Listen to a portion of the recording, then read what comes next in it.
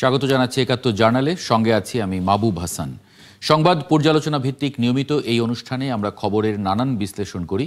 পত্রপত্রিকায়, television, digital media এবং news পোর্টালে যেসব খবর শিরোনাম হয়ে থাকে তা আমরা জানিয়ে দিই। সেই খবরের সঙ্গে যুক্ত মানুষদের আমরা সংযুক্ত করি আমাদের আলোচনার টেবিলে। আমাদের স্টুডিও এবং অনলাইনে সংযুক্ত থাকা অতিথিরা সেসব খবরের গভীরে ঢোকেন। আজ আমার সঙ্গে আছেন সিনিয়র সাংবাদিক লোটন একরাম। আপনাকে স্বাগত জানাচ্ছি একাত্তর জার্নালে। দর্শক, বিভিন্ন সময়ে খবর পর্যালোচনায় আরও অতিথি পর্যায়ক্রমে আমাদের সঙ্গে যুক্ত হবেন, তখন তাদেরকে পরিচয় করিয়ে দেব। ধন্যবাদ একাত্তর টেলিভিশনে আমার আলোচক এবং দর্শক মণ্ডলীকে। জনাব তারেক রহমান সাহেব সত্য কথাটাই বলেছেন, যেটা 90-এর গণ অভ্যুত্থানের যে অন্তর্বর্তীকালীন সরকার প্রতিষ্ঠিত হয়েছিল সেই রকমই এবারকার তত্ত্বাবধায়ক বলি, আর আমরা অন্তর্বর্তী সরকার বলি না কেন। এই সরকার ভূমিকাটা কিন্তু 91-এর তত্ত্বাবধায়ক সরকারের মতো হওয়া উচিত। তো কোনোভাবেই যেমন 91-এর অন্তর্বর্তীকালীন সরকার যেভাবে নিরপেক্ষ এবং একটা অবাধ, সুষ্ঠু এবং গ্রহণযোগ্য, বাংলাদেশের ইতিহাসে সেটিই ছিল সবচেয়ে বেশি গ্রহণযোগ্য নির্বাচন বিচারপতি শাহাবুদ্দিন সাহেবের আমলে।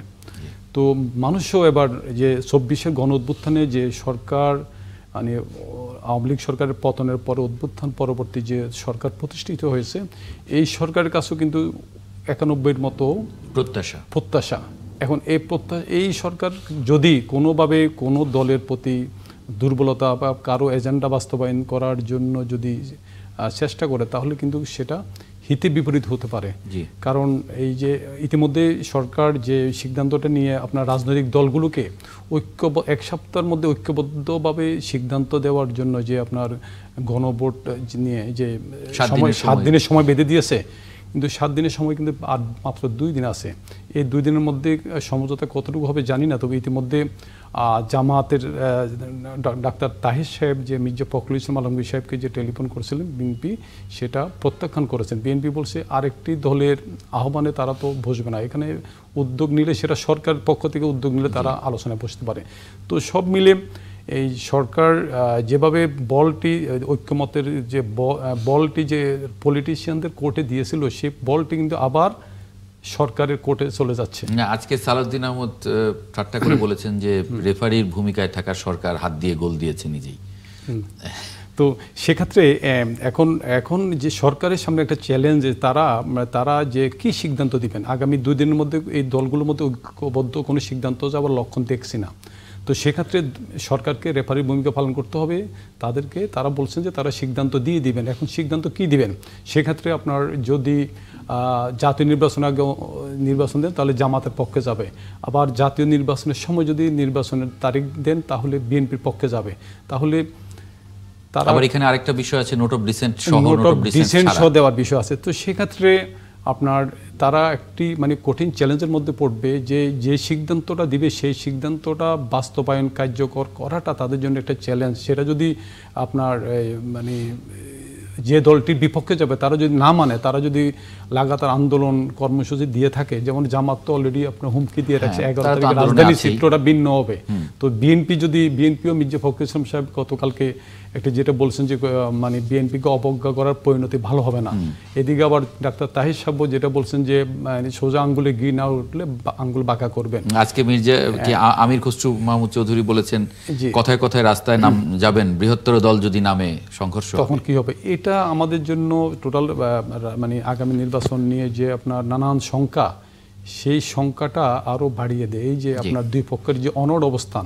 তো আমরা জাতি আশা করে দেশের বৃহত্তর স্বার্থে যাতে কোনোভাবে যে স্বৈর শাসক যাতে আবার ফেরত আসার পথ তৈরি না হয়, সেক্ষেত্রে যাতে তারা কিছুটা হলেও প্রত্যেকে কিছুটা ছাড় দিয়ে উদার মানসিকতা নিয়ে যাতে দেশ গণতন্ত্রের পথে ফিরতে পারে, সে ব্যাপারে সবাইকে মোটামুটি কিছুটা ছাড় দিয়ে হলেও ঐক্যমত্য হওয়া উচিত বলে দেশের অধিকাংশ মানুষ মনে করেন। জি, আমরা যদি একটু অতিথিদের যুক্ত করে নিই। অধ্যক্ষ মৌলানা শেখ ফজলে বারী মাসুদ, যুগ্ম মহাসচিব ইসলামী আন্দোলন বাংলাদেশ, সঙ্গে এম এ মালিক, সভাপতি যুক্তরাজ্য বিএনপি, তাকেও একটু যুক্ত করে নেব। স্বাগত জানাচ্ছি একাত্তর জার্নালে। অধ্যক্ষ শেখ ফজলে বারী মাসুদ, আমি যদি একটু তারেক রহমানের বক্তব্যের একটা অংশ একটু পড়ি। তিনি বলছেন, ফ্যাসিবাদী শাসনামলে ফ্যাসিবাদের রোষানল থেকে বাঁচতে ফ্যাসিবাদ বিরোধী কেউ কেউ গুপ্ত কৌশল অবলম্বন করেছিল। একইভাবে পতিত পরাজিত ফ্যাসিবাদী অপশক্তিও বর্তমানে গুপ্ত কৌশল অবলম্বন করে দেশের গণতন্ত্রে উত্তরণের পথকে বাধাগ্রস্ত করছে কিনা সেই ব্যাপারে সজাগ দৃষ্টি রাখার আহ্বান রেখেছেন তিনি। তিনি বলেছেন, গুপ্ত বাহিনীর যে অপকৌশল থেকে রক্ষা পাওয়ার জন্য অন্যতম প্রধান কৌশল হচ্ছে একটি ফ্যাসিবাদ বিরোধী জাতীয় ঐক্য বজায় এবং বহাল রাখা। সেজন্য বিএনপি, অন্তর্বর্তী সরকার এবং ফ্যাসিবাদ বিরোধী আন্দোলনের সঙ্গীদের সহযোগিতা, সমঝোতার দৃষ্টিভঙ্গি সমুন্নত রেখেছে বলেও উল্লেখ করেন তিনি। আপনারাও এমনটি মনে করেন কিনা? অসংখ্য ধন্যবাদ আপনাকে এবং যারা দেখছেন শুনছেন সকলকে ইসলামী আন্দোলন বাংলাদেশের পক্ষ থেকে ধন্যবাদ জানাচ্ছি।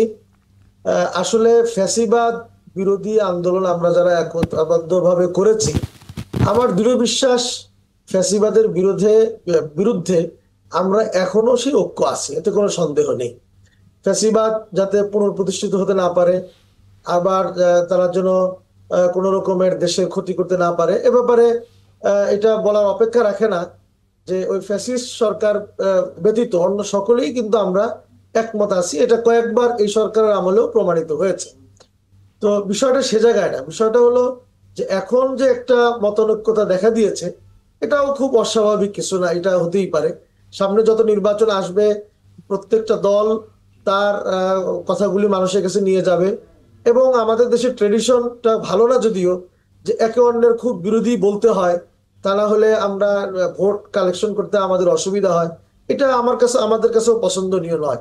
আমরা মনে করি যে আমাদের আদর্শ আমরা তুলে ধরবো, প্রত্যেকে যার যার আদর্শ তুলে ধরবে, এর মাধ্যমেই জনগণ ডিসাইড করবে যে কাকে আমরা নির্বাচিত করব। তো এখন যেটা হয়েছে, এখন যেটা মূল যেটা অসুবিধা দাঁড়িয়েছে সেটা হলো যে জুলাই সনদ বাস্তবায়নের প্রক্রিয়া নিয়ে এখানে আমরা সরকারকে একটা দায় না দিয়েই আমরা পারি না। কারণ হলো সরকার চমৎকার ভাবে একটা তরিকে ঐক্যমত্যের যেই ঐক্যমত্য কমিশনে যে আমরা বসেছি, সেই ঐক্যমত্য পৌঁছানোর জন্য একটা তরিকে মহাসমুদ্র পাড়ি দিয়ে নিয়ে এসেছি। কিন্তু দুর্ভাগ্যজনক হলো এই তরিটা যে নাবিক পরিচালনা করছিল, তিনি নাবিক এটাকে তীরের একেবারে প্রান্তে নিয়ে এসে, তীরের কাছাকাছি নিয়ে এসে তিনি বলে দিয়েছেন যে এই নৌকার যারা যাত্রী আছেন, এই যাত্রীরা আপনারা ডিসাইড করেন যে এটাকে আমরা কোথায় ভিড়াবো। এই কথা বলাতে যে এলাকার যার বাড়ি বা বাসিন্দা, সে প্রত্যেকেই তার এলাকার তার মত অনুযায়ী সে এই তরিটাকে টানা হেঁচড়া শুরু করেছে। কিন্তু এটা দায়িত্ব তো যাত্রীদের কাছে তুলে দিলে হবে না, এটা দায়িত্ব ছিল সরকারের। সে সকলের মত নিয়েছে, মত নিয়ে সে যেটা বলল যে 1 সপ্তাহের মধ্যে সকল রাজনৈতিক দলগুলো সিদ্ধান্ত নিবেন কিভাবে বাস্তবায়ন হবে, আগে ভোট হবে না পরে ভোট হবে। এই কথাটা বলার তখন আমরা কোনো যৌক্তিকতা দেখি না। আপনি সকলের মত শুনেছেন, এরপরে আপনি সবকিছু বিবেচনা করে একটা সিদ্ধান্ত আপনি দিয়ে দিবেন, ব্যাস। সমস্ত দল আশা করছি আমরা যে তারা সেটা মেনে নিত।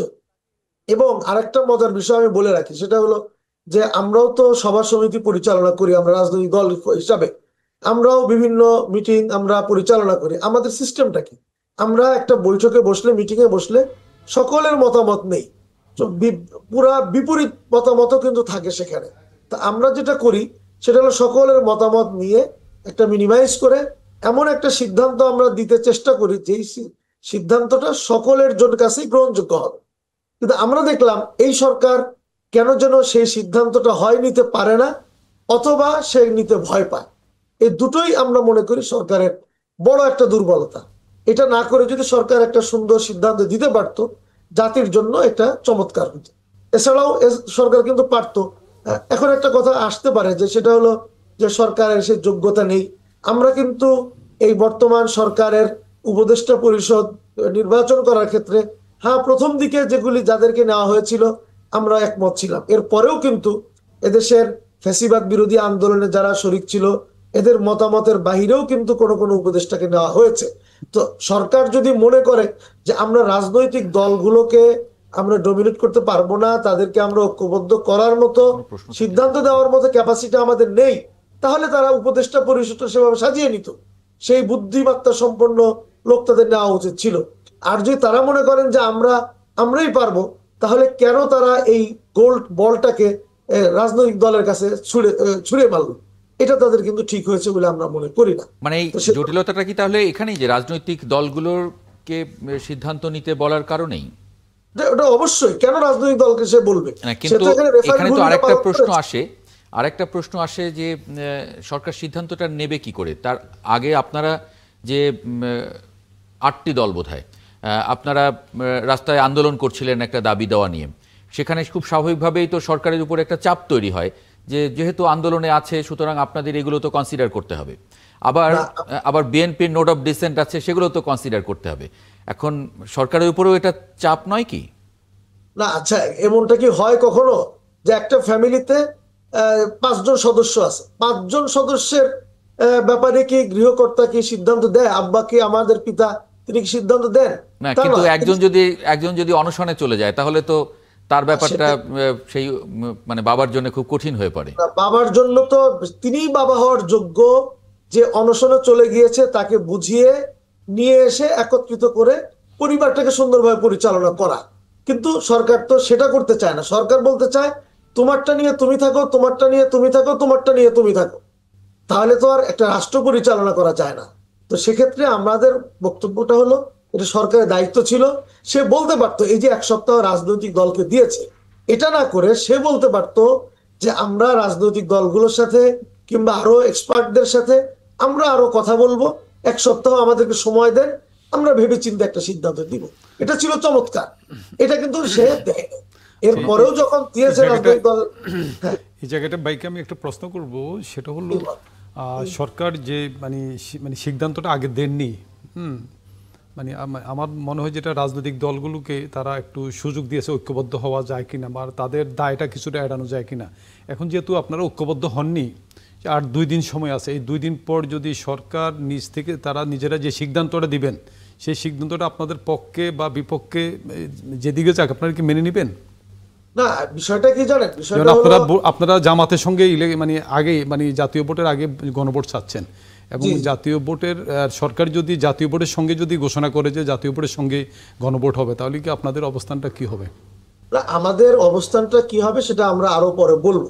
কিন্তু বিষয়টা হলো, সরকারকে তো আমি তো আগেই বলেছি যে আমার এখানে 10টা মত থাকতে পারে। তিনি যোগ্য নেতা বা যোগ্য অভিভাবক, যিনি সকলের মতগুলো একত্রিত করে একটা সকলের কাছে গ্রহণযোগ্য সিদ্ধান্ত দিতে পারেন। এখন সে গ্রহণযোগ্য সিদ্ধান্তটা কি হবে সেটাকে আমরা তৈরি করে দিব না, সেটা তো আমাদের তৈরি করার দায়িত্ব না। জি। এটা যিনি সকলকে একত্রিত করছেন তারই দায়িত্ব হলো এমন একটা সিদ্ধান্ত গ্রহণ করা বা দিয়ে দেওয়া যেটা সকল রাজনৈতিক দলের কাছে গ্রহণযোগ্যতা পেতে পারে। দেশের তার মানে জনগণের কিছুটা মানে ছাড় আসলে যদি আপনাদেরকেও দিতে হয় বা বিএনপিকেও দিতে হয় সেরকম মানে মাঝামাঝি কোনো কিছু। সেটা তো অবশ্যই, সেটা আমরা তো জি, ইতিপূর্বে মানে আপনারা দিয়ে ছাড় এসেছি, দেওয়ার জন্য আমরা রেডি কিন্তু আছেন মানে? না, সেটা সকলেই আছে, কিন্তু আমরা মনে করি দেশের অকল্যাণমূলক কোনো সিদ্ধান্ত দিলে তার প্রতিবাদ তো আমরা অবশ্যই করব। জি, অবশ্যই। আপনি থাকুন, আমরা একটা ছোট্ট বিরতি নিয়ে ফিরবো। তখন নিশ্চয়ই এম এ মালিককেও আমরা একটু যুক্ত করে নিতে পারবো। দর্শক, একটা ছোট্ট বিরতির পর ফিরছি একাত্তর জার্নালের সঙ্গে থাকবেন আশা করি। বিরতির পর আরেকবার স্বাগত জানাচ্ছি একাত্তর জার্নালে। যে আলোচনায় আমরা ছিলাম বিরতির আগে, সেই আলোচনাটা একটু কন্টিনিউ করতে চাই। এই পর্যায়ে যুক্ত করে নেব নীলুফার চৌধুরী মণি, বিএনপি দলীয় সাবেক সংসদ সদস্য। ওনাকে একটু আমরা অপেক্ষা করছি, তার জন্য যুক্ত হবেন অধ্যক্ষ মৌলানা শেখ ফজলে বাড়ি মাসুদ। আমরা শফিকুল আলমের একটি মন্তব্য আজকে যদি একটু পড়ি আমি, সবাই যদি ভাবেন আমরা 9 মাসে কুইক ফিক্স করে ফেলবো, সেটা তো হয় না। তিনি বলেছেন ফেব্রুয়ারির প্রথমার্ধে নির্বাচন আয়োজনে সরকার প্রতিশ্রুতিবদ্ধ বলেও জানান শফিকুল আলম। তিনি বলেন অনেকে বলছেন জুলাই চার্টার নিয়ে তো অনিশ্চয়তা আছে, এই ডিবেটগুলো কিন্তু অনেক জায়গায় 10-15 বছর ধরেও চলে। শাসনতন্ত্র কিভাবে করবেন, কোনটা আপনার জন্য ভালো, কুইক ফিক্স বলে কিছু নাই। এ বিষয়ে কি মন্তব্য করবেন? আগেও যেটা বলছিলাম যে আসলে সরকারের যে দায়িত্বগুলি আছে, আসলে অল্প দিনে তারাও যে অনেক কিছু করে ফেলবে জি, আমরা সেটা প্রত্যাশা করি না। কিন্তু জুলাই আন্দোলনের যে এরপরে তাদের যে শপথ, যে 3টা বিষয়ের উপরে ছিল, আমরা সেই 3টা জিনিসই তাদের কাছে আমরা চেয়েছি। যেহেতু তারা শপথ গ্রহণ করেছেন, এতগুলো মানুষের রক্তের উপরে তারা দায়িত্ব নিয়েছেন, তাদেরকে এতটুকু করতেই হবে। সেক্ষেত্রে তারা যদি বলেন যে আমরা পারবো না, আমাদের দ্বারা সম্ভব নয়, এটাও কিন্তু খুব বেশি গ্রহণযোগ্য হবে না। তাদের সংস্কার, বিচার এবং সুষ্ঠু একটা নির্বাচনের ব্যবস্থা তারা করবে। তো সেই জায়গাটা যারা তারা যে ওয়াদাবদ্ধ ছিলেন, এটা তাদেরকে অবশ্যই করা উচিত। কিন্তু আমরা যেটা দেখছি, আমি আগের যে আলোচনাটা ছিলাম সেখানে দেখেন গণভোটের দাবিটা আমরা যে করছি আগে, আমরা তো পরিষ্কারভাবে বলছি গণভোট যদি জাতীয় নির্বাচনের আগে দেওয়া হয় তাতে সমস্যা একটাও আছে বলে আমাদের কাছে মনে হয় না। শুধুমাত্র একটা কথা বলেন যে আমাদের কিছু টাকা পয়সা খরচ হবে, সেটা কত টাকা খরচ হবে? এই টাকার চাইতে আমরা যদি সুন্দরভাবে একটা নির্বাচন করতে না পারি, বরং এবং যদি আমাদের এই জুলাই আন্দোলনের যে রক্ত গিয়েছে, যে আন্দোলনটা হয়েছে, তাদের যদি আমরা একটা চার্টারের মাধ্যমে অথবা এই জুলাই সনদের মাধ্যমে, আইনি ভিত্তির মাধ্যমে তাদেরকে একটা সেফ জোনেও যদি আমরা নিতে না পারি এবং পরবর্তীতে যদি আবার ফ্যাসিস্ট তৈরি হয়, তাহলে কিন্তু আমাদের এই একটা গণভোটের যেই টাকা খরচ হবে এর চাইতে আরো বহুগুণ আমাদের সম্পদ নষ্ট হবে, আমাদের রাষ্ট্রটাই অস্তিত্ব হারানোর না, আশঙ্কা। ফ্যাসিস্ট তৈরি হবে এই আশঙ্কা কেন করছেন? কারণ আপনারা তো সবাই ফ্যাসিস্ট বিরোধী যে আন্দোলন, সেই আন্দোলনের স্টেক হোল্ডার, এবং আপনারাই সবচেয়ে বেশি মানে ফ্যাসিস্টের দ্বারা নির্যাতিত হয়েছেন, এবং আপনারাই মানে সব সারা এই 17 বছর আকাঙ্ক্ষা করে এসেছেন, সেখানে আবার নিজেরা ফ্যাসিস্ট হবেন কেন? বিষয়টা হলো, একটা কথায় আছে, যে যায় লঙ্কায় সে হয় হনুমান। এখন এটা কিন্তু আশঙ্কা থেকে যায়। এরপরে আমাদের যে সিস্টেমটা আছে, সিস্টেমটা যদি আমি চেঞ্জ করতে না পারি, অনেক সময় আমার সিস্টেমটাই আমাকে ফ্যাসিস্ট করে তোলে। এটা এই জন্যই সিস্টেমটা কেন, একটা দেশের সংবিধান কেন, একটা দেশের আইন আদালত কেন, এই আইন আদালত বলে দেশের মানুষ সব ভালো হয়েছে, পুলিশ তো আমার লাগার কথা না একটা দেশে। যেটা আমরা জানি যে ইসলামের স্বর্ণ যুগ যেটা ছিল, সেই যুগেও এত বিচারালয় এত কিছু লাগতো না, সে চমৎকার চমৎকার ঘটনা আছে। তো আমাদের তো সেই জায়গাটা দরকার হয় না, হইতো না যদি আমাদের দেশের মানুষ আমরা সবাই ভালো হয়ে যেতাম। যেহেতু আমাদের এটাকে একটা আইনি ফ্রেমের মধ্যে রাখতে হয়, সেজন্যই আমরা সংস্কারটা চেয়েছি। এখন সে সংস্কারে যদি দেখা যায় যে যে বেসিক জায়গাগুলো, সেই জায়গাগুলোতে যদি ভেটো দিয়ে রাখে, যারা মনে করছে আগামী দিনে ক্ষমতায় যাবেন তারা যদি ভেটো দিয়ে রাখে এবং যদি কোনো রকমের পাওয়ার আসতে পারে, তারা যদি এগুলি বাস্তবায়ন না করে, তাহলে তো আমরা দেখছি তারাও আবার ফ্যাসিস্ট হয়ে উঠবে। আমরা সেই জিনিসটাই চেঞ্জ করতে চাচ্ছি। আর যেটা বলতেছিলাম গণভোট, গণভোটটা তো আপনার করলে এদেশের যে কোনো খুব ক্ষতি আছে তা বিষয়টা কিন্তু না। আমি যেটা বলেছিলাম শুধু কিছু টাকা পয়সার ব্যাপার না, সঙ্গে সময়েরও তো ব্যাপার আছে। এখন গণভোট করলে নির্বাচনের আগে মানে অনেকে বলছেন যে এটা একটা জটিলতা তৈরি হতে পারে। না, এটা খুব বেশি জটিলতা হওয়ার কথা না। সরকার যেভাবে সময়টাকে ডিলে করছে, এটা না করলে এটা কোনো অসম্ভব বিষয় ছিল না। এক, দ্বিতীয়ত হলো বিএনপি আজকে গণভোটের ব্যাপারে খুব আইনি কথাবার্তা বলছে। আমরা বিএনপির জন্মের ইতিহাসটাও কিন্তু আমরা জানি। বিএনপির শুরু লগ্নে শহীদ জিয়াউর রহমান সাহেবের ক্ষমতায় আসার যেই সময়কাল, তৎকালীন ইতিহাস, তার গণভোট করা, কিন্তু তখন তো সংবিধান স্থগিত ছিল। সংবিধান স্থগিত থাকলে তখন গণভোটটা ওই কারণেই করা গেছে। শোনেন, আপনি শব্দ অনেক কিছুই বলতে পারেন, সংবিধান স্থগিত ছিল, সংবিধানে এটা আছে এটা নাই, অনেক কিছুই বলতে পারেন।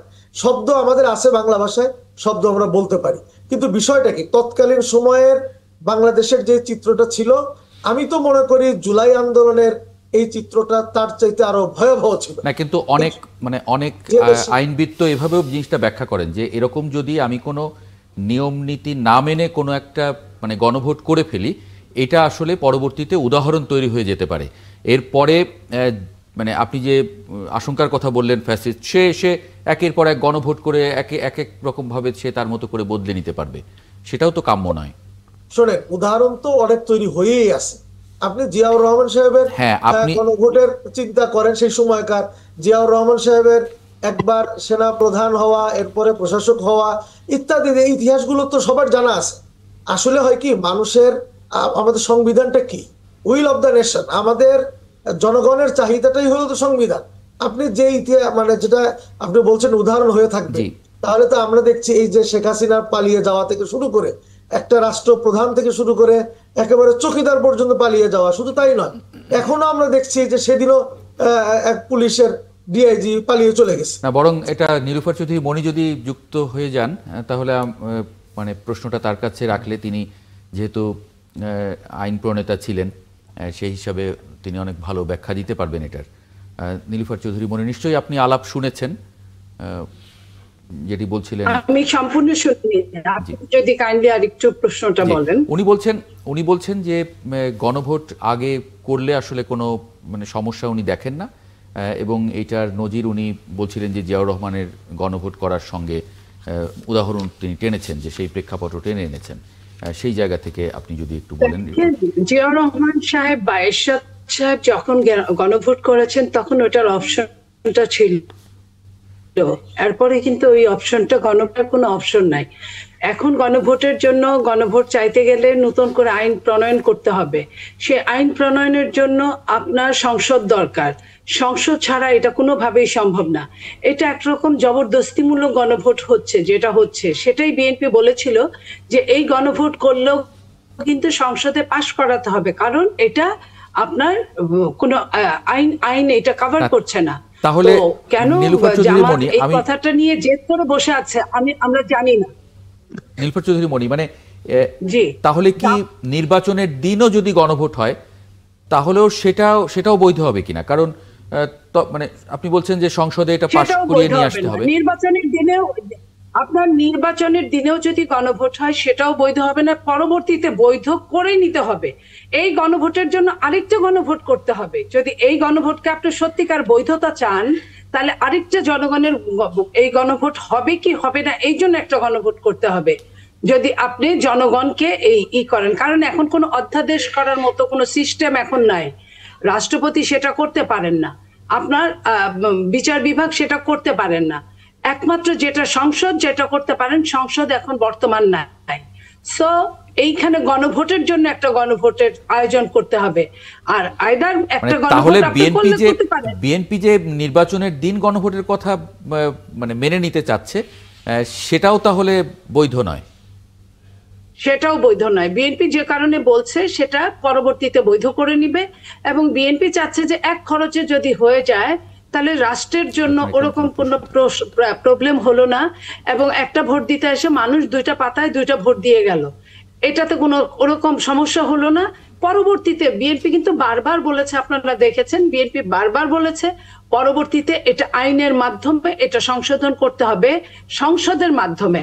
এবং সেই জায়গায় আপনার এই গণভোটটা বর্তমান জামাত যে কথাটা বলছে, তারা যে এই ভোটটাকে তারা বা সরকার যেটা বলছে, জামাত না শুধু সরকারও বলছে যে 270 দিনের মধ্যে যদি এটা সংসদে না হয় স্বয়ংক্রিয়ভাবে এটা বৈধ হয়ে যাবে। এটা তো হতে পারে না, এগুলো তো বলতে পারে না। এটা আমি চাইলেই ঠেটামি করে একদিকে আমরা আইনকে নিতে পারি না। আইন তার নিজস্ব ধারাতে চলবে, এটাই স্বাভাবিক। এখন আমরা এই যে কথাটা আমার ভাই বললেন, জামাতের প্রতিনিধি, উনি বললেন যে এই রাষ্ট্রটা অনেক কষ্টের উপর দিয়ে গেছে, অনেক রকম আন্দোলনের উপর দিয়ে গেছে, অনেকের মৃত্যু বলেন, চোখ নাই কারো, হাত নাই কারো, পা নাই কারো, এরকম হাজার হাজার মানুষের আপনার স্যাক্রিফাইসের মধ্যে দিয়ে গেছে। সেইখানে আজকে শুধুমাত্র এইটুকুর জন্য আবার আরেকটা রাষ্ট্রকে সামনের দিনে খুবই খারাপ অবস্থার দিকে ধাবিত করার তো কোনো অর্থ হয় না। আমাদের মধ্যে যদি দেশপ্রেম থাকে, আমাদের মধ্যে যদি জাতিপ্রেম থাকে, তাহলে কিন্তু আমরা সবাই মিলে একখানে এক কাতারে এসে একটা আপনার সবার জন্য প্রযোজ্য এমন কোনো কিছুর দিকে আমরা যেতে পারি। আইদার আপনার ওই যেটা সরকার যেটা বললেন যে এই যে প্রথম দিন জামাত ইসলামী বললেন বসার জন্য ওয়েলকাম করলেন, পরের দিন সরকার বললেন 7 দিন সময় বেঁধে দিলাম, এর মধ্যে আপনারা দলরা বসে মিলে কিছু করতে পারলে করেন, নইলে আমরা ডিসিশন নিব। এটা তো হলো না। আপনারা 9 মাসে ডিসিশন নিতে পারলেন না। আপনারা 9 মাসে একরকম কাগজে সিগনেচার করা হলো, আরেক রকম কাগজ আপনি দেখালেন। আপনারা রাষ্ট্র যেখানে প্রবঞ্চনা করে সেখানে তো আর বলার কিছু থাকে না। সেই জায়গায় আপনি এখন কিভাবে 7 দিন বেঁধে দেন যে 7 দিনের মধ্যে দলগুলো সব ঠিক হলে আমরা ওইভাবে কাজ করব। আপনি বলেন বিএনপি যে কথাটা বলেছে যে যদি সরকার ডাকে আমরা চিন্তা করে দেখব। আবারও যেহেতু 9 মাসই সরকার প্রধান ছিল, এটা এই সংস্কার কমিটির প্রধান সরকার প্রধান ছিলেন, তো সেই হেতু সরকার প্রধান বা সরকার যদি ডাকেন তাহলে বিএনপি বা অন্য দলগুলো চিন্তা করতে পারে। জামাত ডাকলে যে চিন্তা করতে হবে, জামাতকে বিএনপি চিনে, বিএনপি কে জামাত চিনে, সবাই একসাথে বসেই তো এই কথাগুলো কাজগুলো হয়েছে। সেটা যেহেতু মিলে নাই, 9 মাসে মিলে নাই, আপনি কি করে বুঝেন 7 দিনে মিলে যাবে? তা এইখানে আবারও ওই মান্নান ভূঁইয়ার মতো আর জলিল সাহেবের মতো সময় ক্ষেপণই হবে। আমরা চাই না যে নতুন করে সময় ক্ষেপণ হোক, আমরা চাই একটা যে কোনো ভাবে সলিউশন আসুক, নির্বাচনটা সঠিক সময়ে হোক, জনগণ যেন লেভেল প্লেইং একটা ফিল্ড পায়, বিভিন্ন রাজনৈতিক দল একটা লেভেল প্লেইং ফিল্ড পায়, আমার ভোট আমি দিব, যাকে খুশি তাকে দিব, এই অবস্থাটা বহু বছর বাংলাদেশের মানুষ দেখে নাই। যে সন্তানটার বয়স এখন, যে ছেলে বা মেয়েটার বয়স এখন 40, 42, 45 বছর, সেও কিন্তু একটা ভোট দিতে পারে নাই। সো মানুষের আকুতিকে আমাদের সম্মান করা উচিত, শ্রদ্ধা করা উচিত, এবং সেই হিসেবে এই দেশের দিকে তাকিয়ে প্রত্যেকটা রাজনৈতিক দলের কাজ করা উচিত। আমি কিন্তু একজন দেশপ্রেমিক নাগরিক হিসেবে কথা বললাম, শুধু বিএনপির সাপোর্টার বা বিএনপির কর্মী এই জন্য বলেছি তা না। এই সময়টা বড্ড খারাপ সময় যাচ্ছে। আপনাকে আমি একটা প্রশ্ন করব, সেটা হলো সরকারি যে 7 দিনের সময় বেঁধে দিয়েছে সেটা তো আগামী সোমবার শেষ হবে। তো এই 7 দিনের মধ্যে ঐক্যবদ্ধ যে সিদ্ধান্ত জমা দেওয়ার কথা বলছিলেন সেটা সম্ভব হচ্ছে না এই মুহূর্তে, এবং কি একই সঙ্গে সরকার যেটা বলে দিয়েছে আপনারা যদি ঐক্যবদ্ধ সিদ্ধান্ত দিতে না পারেন তাহলে সরকারি সিদ্ধান্ত নেবে। এখন সে জায়গায় সরকার সিদ্ধান্ত হয় আপনাদের পক্ষে যাবে, তা নাহলে আপনার জামাতের পক্ষে যাবে। এখন এই যে মানে কার পক্ষে যাবে, তখন এই মুহূর্তে আপনাদের বিপক্ষে গেলে আপনাদের অবস্থানটা কি হবে তখন? আমি আপনাকে একটা কথা বলি, ইন্টারিম গভর্নমেন্ট কখনো এককভাবে কোনো সিদ্ধান্ত নিতে পারে না, এই অধিকারটাও তার নাই। ওনারা তো ওইভাবে বলে দিয়েছেন সরকারি সিদ্ধান্ত নিবে, আপনারা সিদ্ধান্ত নিতে পারবেন। সরকার রাষ্ট্রের সব কিছু করতে পারে না, সে তত্ত্বাবধায়ক সরকার শুধু নির্বাচন নিয়েই কাজ করতে পারে।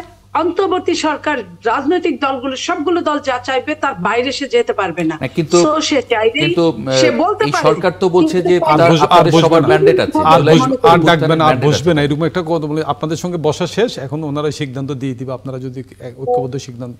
এখন উনি সরকারে যিনি আছেন উনি বলতেই পারেন, বলতে গেলে তো আর ওনার মুখ ধরে রাখা যাবে না, কিন্তু উনি কতটা ইমপ্লিমেন্ট করতে পারবেন এটা হচ্ছে ব্যাপার। উনি জনগণকে সম্মান করতে হবে, ওনার জনগণ রাজনৈতিক দলগুলো ওনাকে সম্মান করেছে, যতটুকু পাওয়ার যোগ্য ততটুকু করেছেন, যতটুকু পাওয়ার যোগ্য না তার চেয়েও বেশি করেছেন। তো ওনারও উচিত হবে রাজনৈতিক দলগুলো সবগুলোর প্রতি সমান দৃষ্টি দিয়ে সম্মান রাখার জন্য। আমি একটা বড় দলের কর্মী হিসেবেও আমি বলছি, সবগুলো দলের অধিকার আছে সরকারের সহানুভূতি পাওয়ার, সরকার সবার প্রতি সমান আচরণ করবে এই অবস্থাটা পাওয়ার। উনি কিন্তু ইতিমধ্যেই বিতর্কিত হয়ে গেছে। এই যে 57টা নিবন্ধিত দল, সবাইকে উনি ডাকেন নাই, কিন্তু উনি কিন্তু সবাইকে ডাকতে বাধ্য। তো সবাইকে ডাকেন নাই, এবং যাদের ডেকেছেন তাদের অনেকে নিবন্ধনই নাই।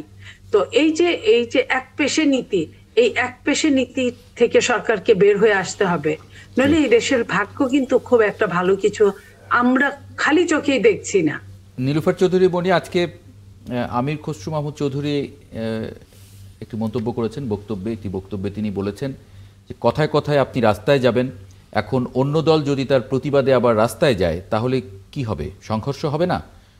বৃহত্তর দল বাংলাদেশে যদি রাস্তায় নামে এগুলোর প্রতিবাদে সংঘর্ষ হবে। এই জন্য কি আমরা শেখ হাসিনাকে বিদায় করেছি? মানে উনি যে কথাটা বলেছেন অত্যন্ত অর্থবহ কথা বলেছেন উনি, কারণ আপনি মানে এটা আমরা কি হুমকি হিসেবে দেখবো নাকি? মানে আপনি হুমকি দিবেন, আপনি ঢাকা কলাপস করার কথা বলবেন, আপনি সমস্ত বাংলাদেশ কলাপস করার কথা বলবেন, আপনি 10 লক্ষ 20 লক্ষর কথা বলবেন, তখন আপনি একটা বড় দলকে ভয় দেখাবেন, আর বড় দল প্রত্যেকটা মহানুভবতা নিয়ে সবসময় বসে থাকবে, এটা তো হয় না। দেয়ালে যখন পিঠ থেকে যায় তখন মানুষ কি করে, হয় সামনের দিকে অগ্রসর হয়, না হয় সে মারা যায়। না, কিন্তু আমরা তো সমাজে দেখেছি যে বড় ভাইরা সবসময় একটু বেশি দায়িত্ব নিয়ে থাকেন। এই জন্যই তো এই 1.25 বছর বড় ভাইরা দায়িত্ব নিয়েছে, দায়িত্ব নিয়ে যে কথা বলার যোগ্য তার কথাও শুনেছে, যে যোগ্য না তার কথা বড় ভাইরা শুনেছে। আপনি দেখেন এনসিপি নামে যে দলটা মাত্র নিবন্ধন পেল, সে এনসিপি কত পরিমাণ বিএনপি কে হেয় করার চেষ্টা করেছে। আমরা কিন্তু কোনো কথাই বলি নেই তাদের সাথে, এই জন্য বলি নেই ওরা ছোট মানুষ। আমরা বড় হিসেবে, বহুদিনের পুরানো দল হিসেবে আমরা এই স্যাক্রিফাইসটুকু করতে চাই। তো সেই জায়গায় যদি আপনি মনে করেন যে এখনো প্রতিনিয়তই আপনি সকাল বিকাল সন্ধ্যা রাতে আপনি শুধু টর্চার করে যাবেন, আরেকজন টর্চার সহ্য করে যাবে, এটা তো হতে পারে না। জি, অধ্যক্ষ মাওলানা শেখ ফজলে বারী মাসুদ শেষ মন্তব্য করবেন যদি 1 মিনিট 1.5 মিনিটের মতো আছে আমার হাতে সময়। মনি আপার কথা যদি আপনি একটু কিছু বলতে চান। আমার সহ আলোচক উনি যেটা বললেন আমি ওনার সাথে অনেকগুলি কথাই দ্বিমত পোষণ করি, আসলে সময় কম, সবগুলি বলে হয়তো শেষ করা যাবে না। যেমন একটা বিষয় হলো যে সরকারের প্রবঞ্চনা, সরকারের এক পেশি আচরণ, এটা উনি এখন বলছেন, অথচ কিন্তু এই দলের মহাসচিবই বলে আসছে আমেরিকাতে গিয়ে যে আমরা ইয়ার কাছে ডক্টর ইউনূসের মধ্যে জিয়াউর রহমানের প্রতিচ্ছবি দেখছি। এক বিষয়টা হলো যখন আমার পক্ষে যায় তখন আমি জিয়াউর রহমান প্রতিচ্ছবি পাই, যখন আমার বিপক্ষে যায় তখন এটা প্রবঞ্চনা হয়ে যায়, প্রতারণা হয়ে যায়, অনেক কথাই বলছেন। তো এগুলি আসলে রাজনীতির কথা, রাজনীতির ভাষা। এই দেখেন, আমি কিন্তু এটাও বিরোধিতা করেছি যে সরকারের এই বলটা রাজনৈতিক দলের কোর্টে ছেড়ে দেওয়াটা ঠিক হয় নাই, এটা আমি বলেই বলেছেন যাচ্ছি, জি। বলেছি। কিন্তু এইখানে কিন্তু বিএনপি যখন এটাকে দেওয়া হয়েছে তখন কিন্তু বিএনপিও, আজকে উনি বললেন যে আমি একটা বড় দলের কর্মী, তো বড় দলের কর্মী বা বড় দলেরও কিন্তু দায়িত্ব ছিল যে ঠিক আছে আসেন আমরা বসে কিছু করা যায় কিনা, বসতে তো পারি, এটাও কিন্তু বলতে পারে না, কিন্তু এটা কিন্তু অন্য দলকে বলতে হয়েছে। সেকেন্ড থার্ড যেটা আমি বলতে চাই সেটা হলো আমরা যে ইসলামী আন্দোলন বাংলাদেশ সহ আমাদের যে 8 দলের যে কর্মসূচি রয়েছে, এটা কিন্তু আমাদের কোনো দলের বিরুদ্ধে না, কোনো দলকে হুমকি দেওয়ার জন্য নয়, তাদের বিরুদ্ধে আন্দোলন না। এটা হলো আমরা বলতে চাই আমাদের যে দাবি, এই দাবির পক্ষে জি। জনমতের প্রতিফলনটা আমরা দেখাইতে চাই যে না, নীলুফার চৌধুরী মণি, আমাদের পক্ষে জনগণের মত রয়েছে, নীলুফার এটা চৌধুরী আমরা মণি, প্রকাশ করতে চেয়েছি। 1 মিনিটের মতো সময় আছে আমার হাতে এই বিষয়ে। দেখেন, আমি এইটুকু বলতে চাই যে যখন যে যে ব্যবহার করবে, বিএনপির মহাসচিব যে কথাটা বলেছেন, যখন উনি সুন্দর করে কথা বলেছেন, দুষ্ট লোকের মিষ্টি কথা, এটা যদি আমি আজকে, যেহেতু আমি প্রমাণ পাওয়ার পরে কথা বলছি, যখন সুন্দর করে কথা বলেছেন তখন মহাসচিব বিগলিত হয়ে সুন্দর কথা, সুন্দর উত্তর দিয়েছেন। এখন যখন আমরা দেখি, আমরা কিন্তু একটা দল, আমরা দেশের মানুষকে নিয়ে কাজ করি, তো দেশের মানুষের বিপক্ষে যাচ্ছে, দলের বিপক্ষে যাচ্ছে, দেশের বিপক্ষে যাচ্ছে সরকারের আচরণবিধি, তখন আমরা তো এই কথাটা বলতেই পারি। তো যে মানুষটা যেটুকু করবে, আজকে ফেব্রুয়ারির নির্বাচন, ফেব্রুয়ারিতে যদি হয়ে থাকে, বলে থাকেন, তাহলে ফেব্রুয়ারির আছে 3 মাস, 3.5 মাস, এর মধ্যে যে ধরনের কাজগুলো আমরা দেখছি প্রতিনিয়ত, তাতে কিন্তু আমরা হিসাব করলে জোড়া দিলে কিন্তু আমরা নির্বাচনকে দেখতে পাই না। নির্বাচনের জায়গায় সেখানে কিন্তু আবার আরেকটা সহিংসমূলক আচরণ, আবার আরেকটা অনির্বাচিত সরকার, আবার আরেকটা আপনার আশঙ্কা, অনেক কিছুর আশঙ্কা দেখতে আমরা দেখছি বিভিন্ন আঙ্গিকে। তো এই বিভিন্ন আঙ্গিকে আমরা এই জিনিসগুলো দেখতে চাই না বলে কিন্তু আমরা এই কথাগুলো বলছি। এখনো সময় আছে, আমরা চাইলে সবার মঙ্গলের জন্য, আমরা সবগুলো দল, আমাদের সঙ্গে তো জামাতের কোনো শত্রুতা নাই, আমাদের সাথে এনসিপির কোনো শত্রুতা নাই, আমাদের সাথে গণতন্ত্রের কোনো একসঙ্গে শত্রুতা ফ্যাসিবাদ নাই। বিরোধী আন্দোলনে আপনারা সবাই আসলে স্টেক হোল্ডার, সবারই অনেক ত্যাগ আছে, সেই আঙ্গিকে আসলে এটা কাম্য, মানে নিশ্চয়ই একটা সমাধান বেরোবে, সেটাই আমরা আশা করি। অনেক ধন্যবাদ নীলুফার চৌধুরী মণি এবং অধ্যক্ষ মাওলানা শেখ ফজলে বাড়ি মাসুদ, আপনাদের দুজনকেই যুক্ত হওয়ার জন্য একাত্তর জার্নালে। দর্শকের পর্যায়ে একটা ছোট্ট বিরতি নেব, ফিরছি কিছুক্ষণের মধ্যে, সঙ্গে থাকবেন আশা। বিরতির পরে আরেকবার স্বাগত জানাচ্ছি একাত্তর জার্নালে। এই পর্যায়ে একটি খবর একটু দেখে নেব। দেশে পেঁয়াজের কোনো ঘাটতি নেই, ফলে কারসাজি করে দাম বাড়ানো হয়েছে বলে জানিয়েছেন বাণিজ্য সচিব মাহবুবুর রহমান। জানান এই ব্যাপারে চালানো হচ্ছে অভিযান, তারপরও 1 সপ্তাহের নিয়ন্ত্রণে না এলে আমদানির অনুমতির বিষয়ে ভাববে সরকার। ব্যবসায়ীরা বলছেন সরবরাহ সংকটের অজুহাতে দাম বেড়ে গেছে, আর কার্যকর উদ্যোগ গ্রহণের দাবি জানিয়েছে consumers association of Bangladesh, CAB. এ পর্যায়ে যুক্ত করে নেব SM Nazer Hossain, vice president consumers association of Bangladesh, CAB. SM Nazer Hossain, আপনাদের ফাইন্ডিংটা কি আসলে, যে কেন, কারণ বলা হচ্ছে 44 লাখ টনের মতো উৎপাদন হয়েছিল, আমরা জানি যে কিছু পেঁয়াজ পচে যায়, যে কারণে বছরের শেষের দিকে বা মৌসুমের শেষ পর্যায়ে এটা এক ধরনের ঘাটতি তৈরি হয়, সেটাও 30 লাখ বা 27 লাখ এরকম অনেকে বলেন যে আমাদের দেশের চাহিদা, সেই তুলনায় তো মানে এরকমটা হবার কথা না। না, এটা ধন্যবাদ আপনাকে। আসলে আপনাদের সংবাদে কিন্তু আমাদের প্রেসিডেন্ট মহোদয় একটু বক্তব্য দিয়েছেন। আমরা যেটা প্রথম থেকে বলে আসছি, আসলে এই ধরেন এর আগে আমাদের পেঁয়াজের যারা ব্যবসায়ী তারা বলে আসলো যে আইপি বা আমদানির যে অর্ডার, এটার কারণে আসলে মানে ক্রাইসিসটা হয়েছে এবং সরবরাহ ঘাটতি ঘটেছে। তো আমরা যেটা জানি যে আগস্ট মাসে এই আইপিটা বন্ধ করা হয়েছিল। তো তাহলে ওই সময়টাতে সংকট যদি হতো তাহলে ওই সময়টাতে হতো। এখন আগস্টের পরে এসে নভেম্বরে এসে এই ঘটনাটা ঘটতেছে। তো আমাদের কাছে যেটা মনে হয় যে এটা কৃত্রিমভাবে সংকট তৈরি করা হয়েছে, কারণ কয়দিন পরে মুড়িকাটা পেঁয়াজ চলে আসবে এবং তখন কিন্তু এই ধরনের সংকট আর করা যাবে না। আর যেহেতু এই সময়টাতে সরকার রাজনৈতিক অনেকগুলি কর্মসূচি অথবা নির্বাচনের এই বিষয়গুলো নিয়ে তারা অনেক ব্যস্ত, এবং সেটার কারণে মানে এই সময়কে এবং সরকার সেভাবে এই পেঁয়াজ বা অন্যান্য নিত্য প্রয়োজনীয় পণ্যের বিষয়ের ক্ষেত্রে অত বেশি নজর না থাকার কারণে তারা চিন্তা করলো যে এই সময়টাতে কিছু একটা করা যায় কিনা, এবং সেটাকে চিন্তা ভাবনা করেই পেঁয়াজের সংকটটি তৈরি করা হয়েছে বলে আমাদের ধারণা। কারণ হলো যে যেহেতু আইপি বন্ধ হয়ে যাওয়ার পরেও আমাদের দেশীয় পেঁয়াজ দিয়ে কিন্তু পুরো বছরই মানে কোনো না কোনো ভাবে ম্যানেজ করা গেছে। জি, তো সেই কারণে এখানে আসলে সংকট হওয়ার কোনো ধরনের সম্ভাবনা আছে এটা মনে হয় না। এটা ম্যানিপুলেশন করে করা হয়েছে এবং ব্যবসায়ীর ইচ্ছা করে এগুলো করেছে আমাদের ধারণা। মানে এখানে পার্শ্ববর্তী দেশে পেঁয়াজের দামের সঙ্গে কি কোনো সংযোগ আছে এখানে?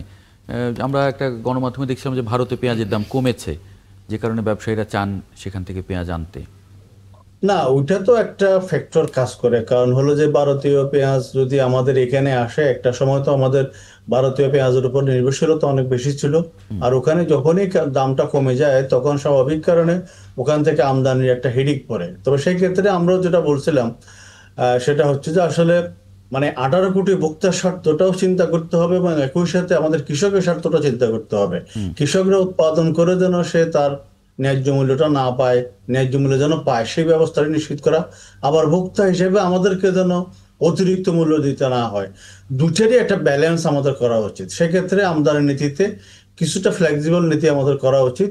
যখনই ক্রাইসিসটা হবে তখন কিন্তু আসলে আমদানিটা বাড়ানো উচিত, আবার যখন মানে আমাদের দেশীয় উৎপাদন বাড়বে তখন আমদানিটাকে নিরুৎসাহিত করা। তবে ভারতের যে পেঁয়াজের দাম কিছুটা কমেছে এটা আমরাও মানে খোঁজ খবর পেয়েছি। এটা একটা কারণ হতে পারে যে আমদানিটা মানে এখন যদি পেঁয়াজ আমদানিটা বাড়ানো যায় তাহলে যারা আমদানিকারক তারা মনে করতেছে এখান থেকে তাদের প্রফিট মার্জিনটা অনেক বেশি হবে। সেক্ষেত্রে তাদের একটা চিন্তা ভাবনা এখানে রিফ্লেকশন থাকতে পারে বলে আমাদের ধারণা। না মানে একটি গণমাধ্যমে দেখছিলাম যে এতদিন ভারত থেকে বাংলাদেশে পেঁয়াজ রপ্তানির ক্ষেত্রে প্রতি টন পেঁয়াজের ন্যূনতম রপ্তানি মূল্য ছিল $405। এখন কমে কোনো এখন সেটা $100 কমিয়েছে ভারত, মানে রপ্তানি যাতে বেশি করা যায় সেই কারণে। মানে অনেকে বলছেন যে এটাও একটা মানে কারণ যে ব্যবসায়ীরা এখান থেকে লাভ করতে পারবেন ভালো। হ্যাঁ, এই ফ্যাক্টরগুলি আসলে তো আছেই, এই ফ্যাক্টরগুলি আছে। তারপরও প্রবলেমটা হলো যেমন ধরুন কয়দিন পরে তো ডিসেম্বরের প্রথম দিকে আমাদের মুড়িঘাটা পেঁয়াজগুলো চলে আসবে। যদি সেই সময়টা যদি আবার আমদানিটা বাড়ানো হয় তখন কিন্তু আবার আমাদের দেশীয় যারা কৃষক তারা ক্ষতিগ্রস্ত হবে। তবে আলটিমেট বিষয় হলো যে যেহেতু ভারতে তারা আমদানি শুল্কটা কমানো হচ্ছে এবং একই সাথে দামটা কমেছে, সেক্ষেত্রে আমদানিকারকরা চায় যে এই সময়টা মানে ভারতীয় পেঁয়াজ আসুক, তো আসলে তাদের মুনাফাটা বাড়বে, এটা তাদের ধারণা। এবং এই যে ধরেন এখন যে সংকটটি হলো, আমি যেটা প্রথমেই বললাম সেটা হলো যে মানে এই সময়টাতে ক্রাইসিসটার পেছনে এটা আসলে কৃত্রিমভাবে তৈরি করা। তারা বেশি লাভের আশায় হোক, অন্য কোনো কারণে হোক, অথবা যে কোনো কারণে হোক, তারা এই সময়টাতে বেশি লাভ করার জন্য এই সংকটটি তারা তৈরি করেছে এবং সরবরাহটা বন্ধ করেছে। এবং এটার কারণে আজকে ধরেন 40 থেকে 50 টাকা দাম পার কেজিতে দাম বেড়ে গেছে। তো এইটা মানে এটাও তো ব্যবসায়ীদের লাভ, মানে এই যে দাম বাড়িয়ে ফেলা এটাও লাভ, মানে সব দিক থেকেই ব্যবসায়ীরা লাভবান হয়। আমি একটু বিষয় একটু যোগ করি, সেটা হলো এই যে আপনার বাজার সিন্ডিকেটের কথা আমরা সবসময় শুনে আসছি যে রাজনৈতিক সরকারগুলোর সময় বাজার সিন্ডিকেট এবং তার সঙ্গে দলীয় নেতারা কর্মীরা সম্পৃক্ত থাকে। এখন তো এটা নির্দলীয় সরকার, এখন কারা বাজার সিন্ডিকেট করলো তাদেরকে কি চিহ্নিত করা যায় না? তাদেরকে কি আপনার এই যে আইনের আওতায় আনা যায় না? আপনার এখন তো কোনো পলিটিক্যাল শেল্টার পাওয়ার কথা না। আর দ্বিতীয়ত সরকারের পক্ষ থেকে বলতেছে এরা মানে কৃত্রিমভাবে, আপনিও বললেন কৃত্রিমভাবে দাম বৃদ্ধি করা হলো, তো কৃত্রিমভাবে যারা বৃদ্ধি করলো তাদের বিরুদ্ধে ব্যবস্থা নেওয়া হচ্ছে না কেন? আপনার 1 কেজি পেঁয়াজে 40 টাকা, এটা চারটিখানি কথা। এটা সাধারণ মানুষ, যেটা খেটে খাওয়া মানুষ আপনার মানে মানুষদের কাছ থেকে এইভাবে টাকা মানে আপনার কেড়ে নিচ্ছে। এই যে কৃত্রিম ম্যানিপুলেশন যেটা সিন্ডিকেট করে এটার জন্য দায়িত্ব ব্যর্থতা তো সরকারের হয়। আপনি যথার্থই বলেছেন। সেটা হলো তাহলে এই সরকারের উচিত এই তাদের এই ব্যর্থতার জন্য সাধারণ মানুষকে এই অতিরিক্ত টাকা খরচের হাত থেকে মানে আপনার মুক্তি দেওয়ার জন্য প্রয়োজনে সরকারকে আপনার এখানে ভর্তুকি দেওয়া উচিত এই সরকারের এই ব্যর্থতার জন্য না। পাশাপাশি আপনার এই যে মানে সরকারের যে ওদের যে অভিযোগ যদি সত্য হয় যে আমদানি কম, আমদানি এবং মজুদের যে হিসাবটা গড়মিল যেটা আমাদের কাভার করে নাই, তো সেটা তাদের বক্তব্য যদি সঠিক হয় তাহলে তো সরকার দায়। আমি কিন্তু পরস্পরের কিন্তু এটা দায়ের ব্যাপার আছে। আপনাদের দৃষ্টি থেকে বিবেচনায় মূলত আসলে দায়ী কে? না, এখানে হলো যে আসলে আপনি যে এই বক্তব্যটি দিয়েছেন এটার সাথে আমরা একমত, আমরা এই দাবিটাই করে আসছিলাম। সেটা হলো যে ধরুন প্রথম দিকে বললেন যে মানে এখন তো দলীয় সরকার নাই, নির্দলীয় সরকার, তাহলে এখন সিন্ডিকেটের সাথে যারা জড়িত তাদের বিরুদ্ধে ব্যবস্থা নেওয়া হচ্ছে না। এখন আমরা সরকার দায়িত্ব নেওয়ার পরের থেকে আমরা দেখছি যে আসলে এই যে বাজার সিন্ডিকেট অথবা যারা আছেন এখানে আমরা পোশাক পরিবর্তন দেখেছি। একটা সময় একটা দলীয় সরকারের লোকজন ছিল, পরবর্তীতে এই প্লেসটি কিন্তু খালি নাই, এটা অন্যরা এসে দখল করে নিয়ে গেছে। তো সেক্ষেত্রে মানে সরকারের আইন শৃঙ্খলা রক্ষাকারী বাহিনী বলেন, সরকারি প্রশাসন বলেন, সেই জায়গাতে মানে তাদের বিরুদ্ধে ব্যবস্থা নেওয়া সে ধরনের কোনো উদ্যোগ কিন্তু আসলে দৃশ্যত দেখা যায় নাই। এবং ইভেন ধরেন বাজার সংস্কারের বিষয়ে আমরা কিন্তু অনেকভাবে দাবি করে আসছি, অনেক জায়গায় উপদেষ্টাদের কাছে গিয়েও বলেও আসছি, কিন্তু আসলে সরকার সেদিকে তেমন একটা নজর দেয় নাই। তো যেটার কারণে ব্যবসায়ী যারা এই সিন্ডিকেটের কারসাজি অথবা ম্যানিপুলেশনের সাথে যারা জড়িত তারা কিন্তু আরো বেশি বেপরোয়া হয়ে গেছে। তো বেপরোয়া হয়ে যাওয়ার কারণে আসলে আমার মতে এটা একটি তদন্ত কমিটি গঠন, উচ্চ পর্যায়ের একটা তদন্ত কমিটি, প্রয়োজনে বিচার বিভাগীয় তদন্ত কমিটি গঠন করে প্রকৃত দায়ী কারা, এই ব্যর্থতা কার এটা খুঁজে বের করে প্রয়োজনীয় ব্যবস্থা নেওয়া। সেটা যেহেতু এখন অন্তর্বর্তীকালীন সরকার মানে চোখ বন্ধ করে যে অপরাধী তার বিরুদ্ধে ব্যবস্থা নেই, যে কোটি কোটি টাকা মানুষের পকেট থেকে কেটে নিচ্ছে। আমরা কিন্তু সেটা আশা করছিলাম, কিন্তু আসলে দৃশ্য তো সেরকম আমরা দেখতে পাই না, যার কারণে আমরা ধরেন আমরা যারা ভোক্তাদের স্বার্থে কাজ করতেছি তারা আসলে হতাশ। কারণ হলো যে আপনি ধরেন এই যে 18 কোটি মানুষের 18 কোটি ভোক্তার থেকে আপনি এই যে পার কেজিতে 40 টাকা বা 50 টাকা বেশি নিচ্ছে, তাহলে কি পরিমাণ টাকা পার ডে আপনার বেহাত হয়ে যাচ্ছে সাধারণ মানুষের পকেট থেকে। এটা তো আমার রিপোর্টের মধ্যে বলছিলেন একজন যে তিনি 10 কেজি করে পেঁয়াজ নিতেন, এখন 5 কেজিতে নামিয়ে এনেছেন। মানে না, এটা হলো ট্রানজিশনাল মানে মেকানিজম। আমার যখন ক্রাইসিসটা বাড়বে আমাকে আসলে এই জায়গাতে অ্যাডজাস্ট করতে হবে। কিন্তু কখনো আমরা আসলে সরকারকে অভিযান তো তেমন একটা দেখতেছি না, জোরদার তো অভিযানের সংখ্যা অনেক কমে গেছে। হ্যাঁ, এবং এই অভিযান করে কি আসলে বাজার নিয়ন্ত্রণ করা যায়? যায় না। এর আগেও তো আমরা দেখেছি মানে এত লোকবল নিয়েও তো বাজার মনিটর করা সম্ভব না। অভিযান করলে একটা হয় কি মানে আপনি ধরেন আমরা যারা ক্রেতার একটা সাহস পায় বাজারে একজন আছে। হ্যাঁ, না সেটা কিন্তু মানে অনেকদিন ধরেই তো আমরা বলে আসছিলাম যে টিসিবির মতো সরকারি প্রতিষ্ঠানগুলোকে একটা বিকল্প মানে শক্তি হিসেবে তৈরি করা, বাজার মনিটর মানে বাজার কি বলবো এটাকে মানে বাজারে ইন্টারভেন্ট করার জন্য। মানে এখন যেমন পেঁয়াজের দাম বেড়ে গেছে, এখন যদি টিসিবি প্রচুর পরিমাণে পেঁয়াজ বিদেশ থেকে কম দামে এনে বাজারে ছেড়ে দেয়, তখন অবশ্যই এই ব্যবসায়ী যাদের গুদামে পেঁয়াজ আছে তারা ক্ষতির মুখে পড়বেন, এবং স্বাভাবিকভাবে তারা ক্ষতির মুখে পড়লে পরের বছর এই ধরনের এটা করার সাহস পাবেন না। মানে এটা আমাদের এটা তেলের ক্ষেত্রে কিন্তু এটা হয়েছিল, জি, কিন্তু আসলে কোন সরকারি তো এই টিসিবি কে আর এই কর্মকাণ্ডগুলোকে আরো বাড়ানো সেগুলো তো হয় না। যেমন ধরুন আপনি এই যে বিগত সরকার 1 কোটি পরিবারকে মানে টিসিবির কার্ড দিয়েছিল, ফ্যামিলি কার্ড, এই সরকারে এসে ওখান থেকে প্রায় ধরেন 45 লক্ষ বাদ দিলেন। ওই 45 লক্ষ তো পূরণের ব্যবস্থা এখনো হয় নাই। তো দৃশ্যত দেখা গেল যে এখানে মানে 1 কোটি পরিবারের মধ্যে 50 লক্ষই আছে মাত্র। ওই কার্ডের যে পরিমাণ সেটাও কিন্তু বাড়ানো হয় না। তো যদি আপনি ধরেন এটাকে পুরোদমে চালু করতে পারতেন তাহলে হয়তো এটা বাজারে একটা মানে দৃশ্যত অবদান রাখতে পারতো। এবং ক্রাইসিস সময়ে আমরা বারবার বলছি যে টিসিবি যেন মাঠে থাকে। তো আমরা দেখি যে টিসিবি তো কোনো সংকটকালীন সময়ে টিসিবি বলেন অথবা আমাদের খাদ্য বিভাগের ওমেন্স বলেন, তারা কিন্তু মানে ওই সময় ঘুমন্ত হয়ে থাকে। ক্রাইসিস যখন হয় তখন তাদেরকে আর পাওয়া যায় না। তো এটা তো আসলে হওয়া উচিত রিভার্স, ক্রাইসিস হলে তারা আরো বেশি অ্যাক্টিভ হবে, সেই জিনিসটা থাকা উচিত। অনেক ধন্যবাদ এস.এম. নাজির হোসাইন যুক্ত হবার জন্য ৭১ জার্নালে আজকে। দর্শক, একটা ছোট্ট বিরতি নিয়ে ফিরছি ৭১ জার্নালে, সঙ্গে থাকবেন আশা করি। আরেকবার স্বাগত জানাচ্ছি ৭১ জার্নালে। এ পর্যায়ে দেখে নেব আগামীকাল সকালে যে পত্রিকাগুলো আপনার হাতে পৌঁছবে কি শিরোনাম করেছে সেগুলো। শুরুতেই যুগান্তর, প্রধান উপদেষ্টা ডাকলে বৈঠকে রাজি ৩ দল, বল এখন সরকারের কোর্টে। সংবাদ প্রতিদিন, বাংলাদেশের জেনজি বিপ্লব কি ব্যর্থ হচ্ছে, ফিনান্সিয়াল টাইমসের প্রতিবেদন। বণিক বার্তা, ডায়াবেটিস, হৃদরোগ, স্থূলতায় মিলবে না মার্কিন ভিসা, প্রভাব পড়বে যুক্তরাষ্ট্রে বাংলাদেশিদের অভিবাসনে। দৈনিক ইনকিলাব, জামায়াতের এজেন্ডা বাস্তবায়নে সরকার, আসল মতলব কি? দৈনিক জনকণ্ঠ, নির্বাচন ঘিরে আর্থিক খাতে অস্থিতিশীলতার শঙ্কা। Daily Times of Bangladesh, hilsa prices rice at traders whims. The daily observer, referendum July charter, BNP Jamaat rift depends. দেখে নিলাম পত্রিকাগুলো কি শিরোনাম করেছে আজ। এই পর্যায়ে একটা প্রতিবেদন দেখব। মার্কিন যুক্তরাষ্ট্রে 4,80,00,000 অভিবাসীর মধ্যে বাংলাদেশির সংখ্যা 2,70,000। গেল 1.5 বছরে যুক্তরাষ্ট্রে বাংলাদেশির সংখ্যা বেড়েছে প্রায় 5 গুণ। এদিকে অভিবাসন বিরোধী ট্রাম্প প্রশাসনের কড়াকড়িতে বাংলাদেশি, ভারত, পাকিস্তান সহ বিভিন্ন দেশের অভিবাসীদের অনেকেরই গ্রিন কার্ড বাতিল করেছে।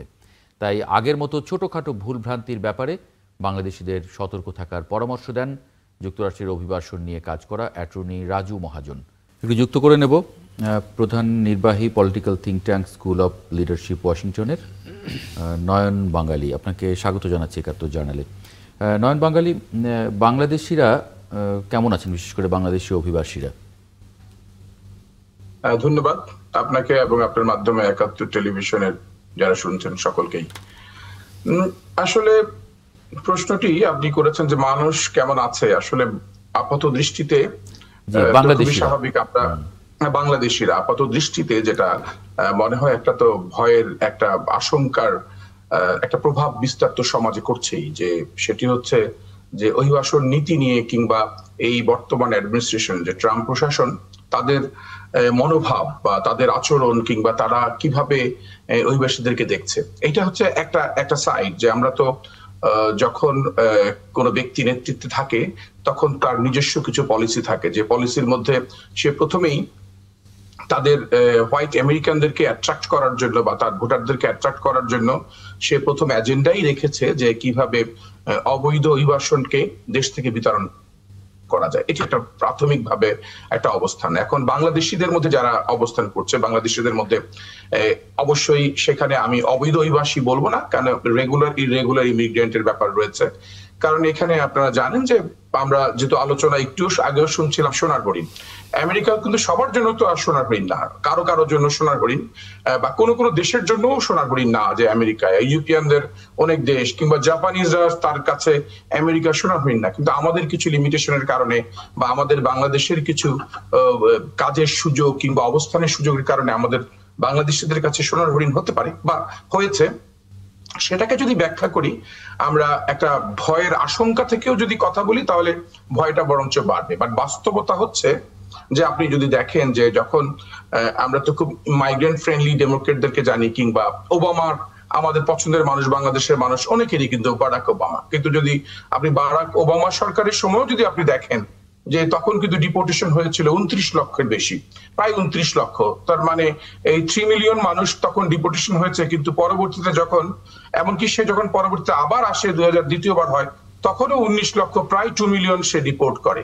মানে ওই সময় যে হয় নাই তা না, ওই সময় যদি গড়ের হিসাব করেন, এখন তো এই ট্রাম্প প্রশাসন প্রতিদিন তার টার্গেট দিয়েছে যে 3000 মানুষকে এই বিতরণ করতে হবে। 3000 মানুষ কাকে? সবাইকে তো গণহারে বিতরণ করতে পারবে না, যার ক্রিমিনাল রেকর্ড রয়েছে কিংবা যার কাগজপত্রের মধ্যে সমস্যা রয়েছে সেগুলো। কিন্তু সেটাও যদি দেখেন আপনি, গড়ে 600 থেকে 700 করছে। মানে আসলে এইটা এক ধরনের, যেটা বিষয়টা হচ্ছে অনেক সময় এই থ্রেটটা বা এই ভয়টা, ভীতিটা দেখানোর কারণে যে পারপাসটা উনি টার্গেটটা ফুলফিল করতে চাচ্ছেন, অনেকে সেলফ ডিপোর্টেশনও কিন্তু হচ্ছে। কারণ সেলফ ডিপোর্টেশনের জন্য উনি কিন্তু অনেক ধরনের অনেক ইনসেন্টিভ রেখেছে। যদি কেউ সেলফ ডিপোর্ট হয়, নিজে থেকে চলে যায় অ্যাপস এর মাধ্যমে, তাহলে সে $1000 পাবে, কিংবা যার কারো বয়স যদি 18-র নিচে হয় সে যদি করে $2500 পাবে। মানে এই ধরনের কাজও উনি করছেন। মানে বুঝতে হবে ব্যাপারটা আমাদের, যে এই ভয়ের চর্চার কারণে ভয় করে উনি দুইটি পারপাস সার্ভ করতে চাচ্ছেন। একটি হচ্ছে তার ভোটারদের যে টার্গেট বা ভোটারদের যে ইচ্ছা, মনোভাব, সেটাকে উনি টাচ করতে চাচ্ছেন। আবার পক্ষান্তরে উনি এমন একটি অবস্থান সৃষ্টি করতে চাচ্ছেন যেটি মূলত যে অনেকেই এই এই শুধুমাত্র ট্রাম্প প্রশাসন না, যারাই অতীতে এসেছেন, আপনি জো বাইডেনেরও যদি ডেটা নেন, এভাবে সব ডেটা যদি নেন, এই ডিপোর্টেশন কিন্তু একটা ধারাবাহিক প্রক্রিয়া। মানে কখনোই কোনোদিন ছিল না যে ইউএসসিএস এর মাধ্যমে যারাই আসছে, যে কেউ যদি ক্রিমিনাল রেকর্ড থাকে, কারো কাগজে যদি সংকট থাকে, কারো কাগজ যদি ঠিক না থাকে, তখনও কিন্তু তার জন্য যে সুযোগ ছিল তা কিন্তু সুযোগ ছিল না। সেই সুযোগটি এখন বরঞ্চ একটু সীমিত হয়েছে বিভিন্ন। সঙ্গে আরেকটি নিউজ দেখছিলাম, নয়ন বাঙালি একটু যদি মন্তব্য করেন এই প্রসঙ্গে। নির্দিষ্ট কয়েকটি রোগ থাকলে আমেরিকা যাওয়ার ভিসা নাও মিলতে পারে। বিভিন্ন দেশের দূতাবাসে সেই সংক্রান্ত নির্দেশিকা পাঠিয়েছে মার্কিন বিদেশ দপ্তর। আগামী দিনে আমেরিকায় গিয়ে যারা থাকতে চান তাদের ভিসা মঞ্জুর করার আগে স্বাস্থ্যের অবস্থা, বয়স বিবেচনা করতে হবে। দীর্ঘমেয়াদী কোনো অসুস্থতা থাকলে তাদের ভিসা দেয়া যাবে না। রোগগুলো তারা উল্লেখ করেছে হার্টের সমস্যা, শ্বাসযন্ত্রের সমস্যা, ক্যান্সার, ডায়াবেটিস, বিপাকজনিত কোনো রোগ, স্নায়ু ইত্যাদি। মানে এগুলোর যে আর্থিকভাবে চিকিৎসার খরচ বহনে সক্ষম নন, যদি তারা মানে এরকম মানে ভিসা দেয়া যাবে কিনা সেটা বিবেচনা করা দরকার এই যুক্তিতে। এটা আসলে কি ধরনের? তাহলে তো অনেক অভিবাসীর বাবা মা, রিলেটিভস, এগুলি মানে এর আওতায় পড়ে যাবেন কিনা? আচ্ছা, যেটি হয়েছে যে এখন হেলথ স্ক্রিনের বিষয়টি অভিবাসন প্রক্রিয়ার একটি অংশ। যখন কেউ সাবমিট করে তখন কিন্তু তার একটা হেলথ স্ক্রিনিং, একটা রিপোর্ট তাকে পেশ করতে হয় তাকে। এবং আমেরিকাতে এসেও শুধু দুটি বিষয়, একটা হচ্ছে টিকা, তারা কিছু নির্দিষ্ট কিছু টিকাগুলো দেওয়া হয়েছে কিনা সেটি, এবং এখন যেটি দেয়া হচ্ছে যে হ্যাঁ এই ব্যাধি বা এই সমস্যাগুলো থাকলে, কারণ তারা তো মানে যেটা অভিবাসন প্রক্রিয়াটা এমনিতে তো ব্যাকলগের মাধ্যমে রয়েছেই, অনেক সময় নিচ্ছে। অনেক সময় পার করার পরে যে ব্যক্তিটি আজকে প্রস্তুতি নিয়ে আসছে, সেই ব্যক্তিটির মধ্যে আবার আরেকটি বিষয়, যেহেতু তাদের রিসার্চ বা তাদের গবেষণার মাধ্যমে বের হয়ে আসছে যে আপনারা জানেন যে বিভিন্ন স্বাস্থ্য ও বিষয়ে যে সকল সুবিধাদি আমেরিকাতে যারা নিয়ে থাকে, তারা হঠাৎ করে এসেই তারা স্বাস্থ্য সুবিধাগুলো নিয়ে থাকে কোনো কাজ না করে। মানে এখন যে এই কাজগুলো ওইটা আরো পরিবর্তন করেছে, যে তাকে কত ঘন্টা কাজ করেছে তার প্রমাণ দিতে হচ্ছে, বা সে নিয়মিত কাজ করছে কিনা সেই স্বাস্থ্য সেবাগুলো নিতে হলে। তো যখন কোনো ব্যক্তি তখন তার এই রোগ ব্যাধি নিয়ে দেশ থেকে আসবেন, এবং তাকে আসার পরেই কিন্তু তাকে স্বাস্থ্য সেবার দিন নিশ্চিত করতে হচ্ছে সরকারকে। এবং স্বাস্থ্য সেবা নিশ্চিত কখন করবে? তখন তার যদি সেই মেডিকেল সাপোর্ট ডকুমেন্টস গুলো যদি না থাকে, তার যদি মেডিকেড বা মেডিকেয়ার যদি না থাকে, কিন্তু মেডিকেড এবং মেডিকেয়ারের শর্তই যদি আরো বেশি মাত্রায় কঠিন করে ফলে এটা একটা সংকটের মধ্যে পড়ে যাবে।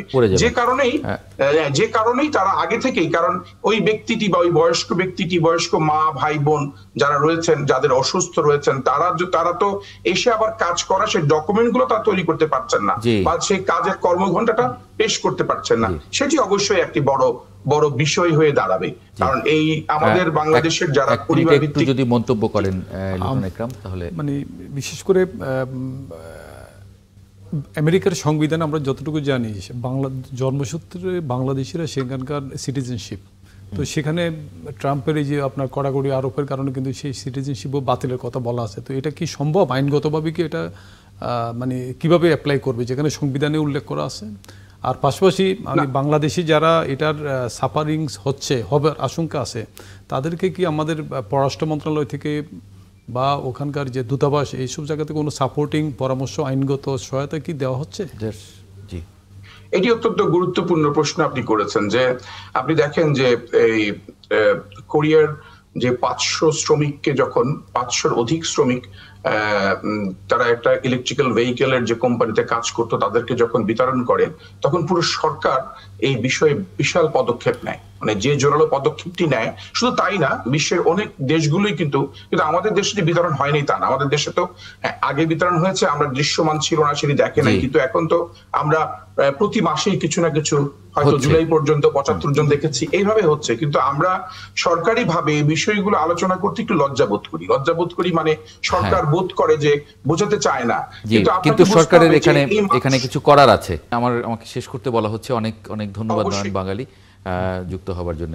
একই সঙ্গে লোটন একরাম, আপনাকে ধন্যবাদ জানাই ৭১ জার্নালের সঙ্গে থাকার জন্য। দর্শক, আপনাদেরকেও ধন্যবাদ। আগামীকাল একই সময়ে ৭১ জার্নাল দেখার আমন্ত্রণ জানিয়ে রাখছি। সঙ্গে পাবো।